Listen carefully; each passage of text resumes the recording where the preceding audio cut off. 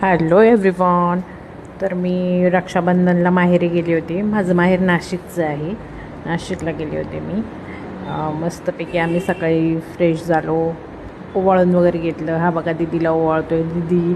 आमची दिदी पैसे कधीच हातात घेत नाही, त्याच्यामुळं तो देत होता. ती नको नको करत होती, पण मग नंतर तिने घेतली. आणि नंतर मग आम्ही पेरूची वाडी आहे नाशिकला, मिसळ हाऊस आहे, तिथे गेलो होतो. आणि खरंच एवढी सुपर्ब मिसळ आहे, खरंच खूपच छान मिसळ आहे ती.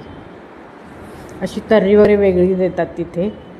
असं खूप छान वाटत होतं की टेस्ट. आणि खूप दिवस पण झाले होते मिसळ खाऊन. खूप छान मिसळ होती, मस्त एन्जॉय केले. आणि तिथे ना पेरूची आईस्क्रीम मिळते. असं वाटतं की आपण पेरूच खातो आहे. त्याच्यावर मिरची आणि मीठ टाकून असं देतात. खूप छान लागत होतं. यांना तर खूप आवडलं. मस्त निवांत बसून तिथे खात होतो. तिथे बसायला वगैरे असं झाडं आहेत खूप छान बनवलेली. लहान मुलांचे गेम्स आहेत.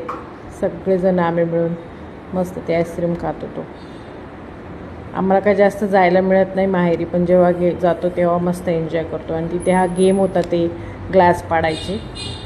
रोहितकडून पडले होते, भावाकडून एकच ग्लास राहिला, त्याच्यामुळं आम्हाला गिफ्ट नाही मिळालं. आणि मग संध्याकाळी आम्ही जुडिओला गेलो होतो शॉपिंगसाठी.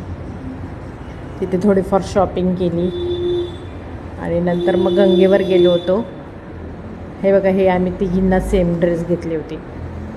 गंगेवर गेलो, तिथे रोहितने आमच्या दोघींचे पाय धुतले. आम्ही दोघांनी दीदीचे पाय धुतले. पहिल्यापासून आम्हाला सवय. नंतर रोहितने परीचे पण पाय धुतले. आणि ते कपालेश्वराचे तिथे दर्शन केलं. आणि मग दुसऱ्या दिवशी आम्ही पुण्याला यायला निघालो. तेव्हा हे थोडीफार काढलेले फोटो.